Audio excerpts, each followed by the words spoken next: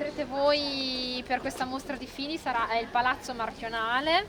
quindi ovviamente è una parte del castello, in realtà l'altra parte che non vedrete è la rocca. Allora, il castello che vedete è un castello del 1400, in realtà è iniziato a costruire nel 1405 per volontà della famiglia Pio, una famiglia proveniente da Carpi, che appunto risiederà qui nel castello fino più o meno alla fine del 1500. Questi Pio da Carpi cosa fanno? Danno l'aspetto al castello che vedete ora, quindi oltre ad avere il castello con la classica funzione di difesa militare, quindi la rocca con il mastio, quindi la torre più alta, dove nel nostro caso in cima abbiamo anche l'orologio, quindi detta anche torre dell'orologio,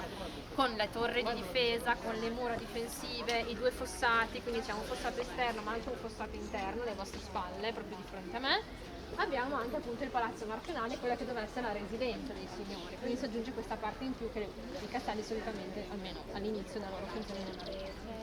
L'aspetto che vedete adesso in parte è originale, in parte no. La rocca è completamente originale, quindi tutto quello che vedete è stato restaurato, ma la struttura originale è questa, mentre il palazzo in realtà di originale ha poco, perché durante la seconda guerra mondiale, anche Formigine fu bombardata dagli americani, una bomba cade proprio all'interno del parco il 16 aprile del 45. E che cosa causa l'esplosione di questa bomba? Che per fortuna la rocca rimane in piedi.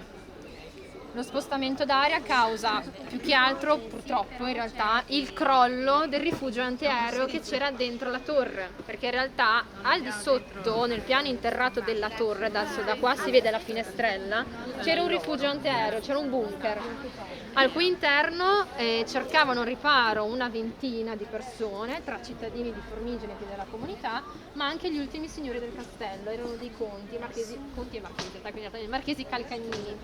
appunto hanno risieduto qui nel castello fino alla seconda guerra mondiale. Quindi purtroppo i conti che erano all'interno del rifugio perdono la vita